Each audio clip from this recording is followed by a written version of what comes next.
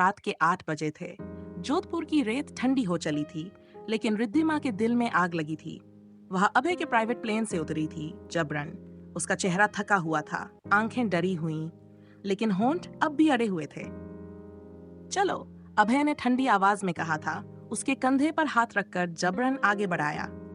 रिद्धिमा ने कोई जवाब नहीं दिया था। वह जानती थी बहस करने का कोई फायदा नहीं था।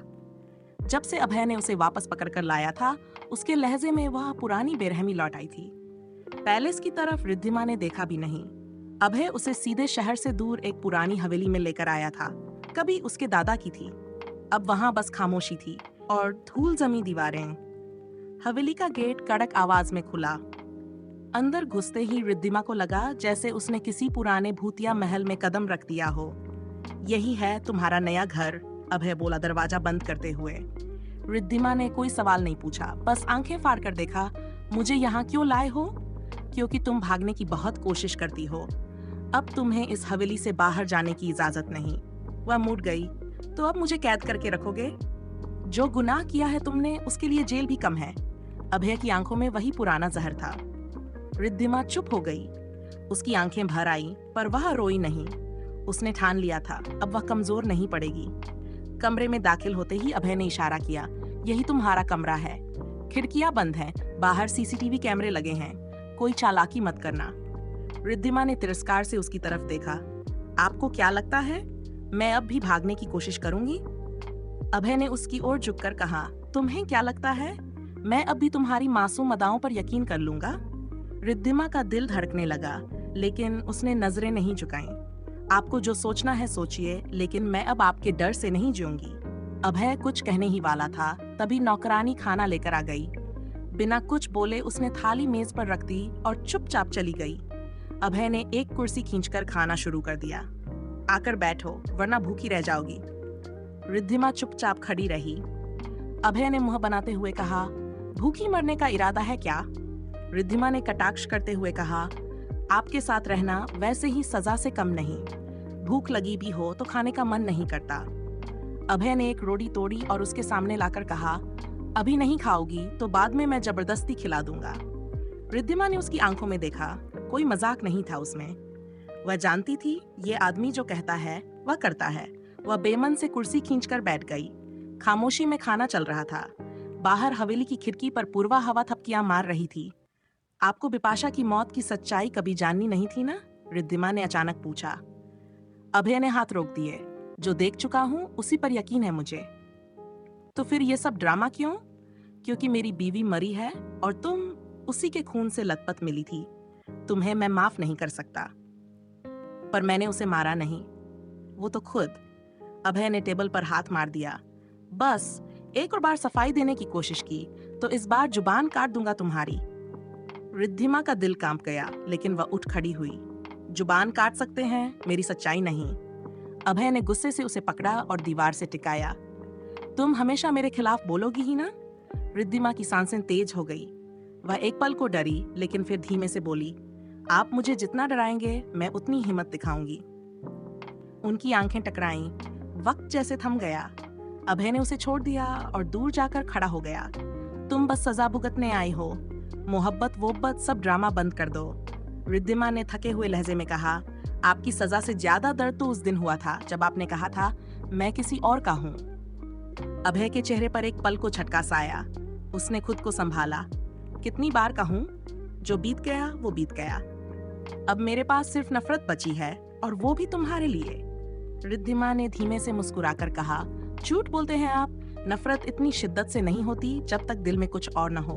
अभय ने मुंह फेर लिया। बकवास बंद करो और जाकर सो जाओ। कल से काम भी करवाऊंगा तुमसे।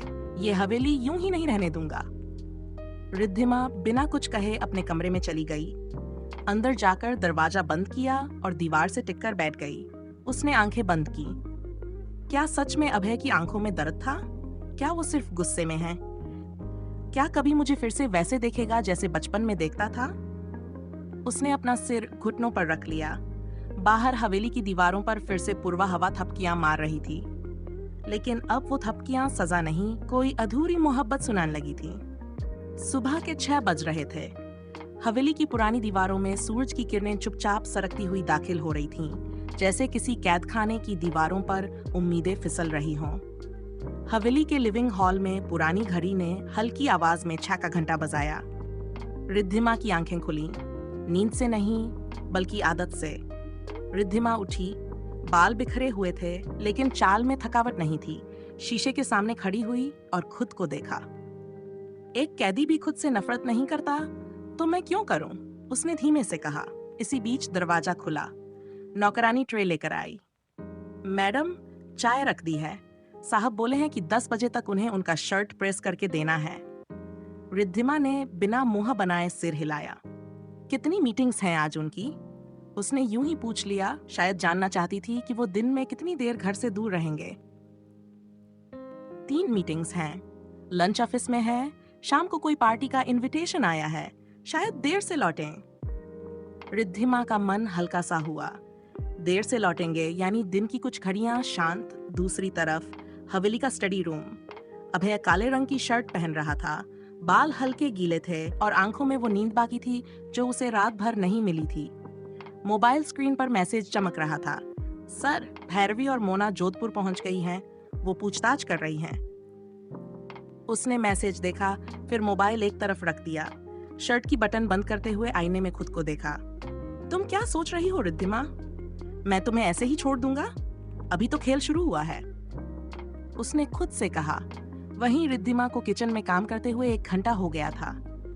फिर वो अब अभय के कपड़े प्रेस करने उसके कमरे में आई। प्रेस चलाते हुए वो खुद से बातें कर रही थी। मैं ये सब क्यों कर रही हूँ?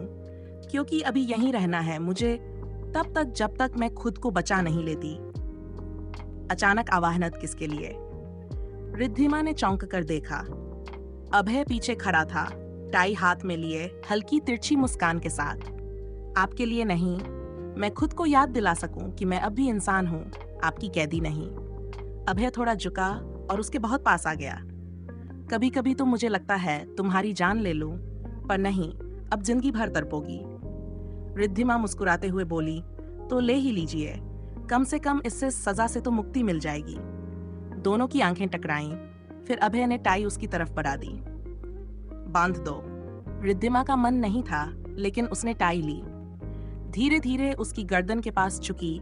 टाई बांधते हुए उसकी उंगलियां कांप रही थीं। वो उसकी आंखों से बच रही थी, लेकिन अभय उसे लगातार देख रहा था। वैसे टाई अच्छी बांधती हो, आपका गला घोंटने का मन करता है, इससे बांधने का नहीं। अभय हंस पड़ा। बोलती बहुत हो आजकल, मुझे अच्छा लगता है, अब जरा अपनी आदत में रहना सीख रही हो। कैदी को बोलने की इजाजत है अब? उसने सवाल किया। अभय उसको अपनी बाहों में खींचकर बोला, नहीं। फिर अभय तैयार होकर ऑफिस निकल जाता है और रिद्धिमा उसकी कार को हवेली से बाहर जाते देखती है। पर उसके होंठों पर दर्द भरी मुस्कान थी।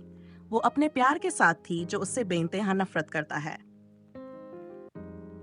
अभय का दिन मीटिंग्स में बीत रहा था, लेकिन हर फाइल के पन्नों के बीच उसे रिद्धिमा की आंखें दिखती रहीं। वो जानता था रिद्धिमा अब टूट नहीं रही थी, बल्कि एक अलग तरह की हिम्मत लेकर बदल रही थी। हवेली में शाम। अभय ऑफिस लौट आया था। घड़ी में रात के 9 बज रहे थे। वो सीधे डाइनिंग रूम गया। खाना टेबल पर था। नौकरानी ने बताया, मैडम ने अपने कमरे में खा लिया था। अभय ने गुस्से में दहाड़ते हुए पूछा, क्यों? नौकरानी सिर झुकाकर बोली कि उन्हें आपके साथ खाना पसंद नहीं। अभय ने ठंडी सांस ली, फिर खाना छुए बिना सीधे रिद्धिमा के कमरे में गया। दरवाजा खोलकर देखा, रिद्धिमा बालकनी में बैठी थी। बालों में तेल लगाया था, एक रोमांटिक नॉवेल पढ़ रही थी। अभय ने गुस्से में दांत भींचकर बोला, बड़ा आराम है, आपकी हवेली है, लेकिन वक्त तो मेरा भी है ना। रिद्धिमा बोले बिना किताब से नजर हटाए बोली, कभी कभी मुझे लगता है मैं तुम्हें अपने पैलेस में लाकर फंस गया। रिद्धिमा दर्द भरी मुस्कान के साथ बोली, शायद सही कहा आपने, आप भी इंसान हैं, गलतियां कर सकते हैं। अभय उसकी बाजू पकड़कर बोला, मतलब मैं गलत हूँ? गलत तो हम सब हैं, लेकिन कुछ लोग अपनी गलती को हक समझने लगते हैं। अभय पास आया, उसकी किताब बंद की। रात को मेरी बातों का जवाब मत दिया करो, वरना तुम्हारी रात को नर्क कर दूंगा। रिद्धिमा अभय को चिढ़ाते हुए बोली, तो क्या करूं? आपकी कहानियां सुनूं जैसे आप मेरे लिए कोई शहंशाह हों। अभय कुछ देर उसे देखता रहा, फिर झुका। तुम्हें किस बात का डर है रिद्धिमा?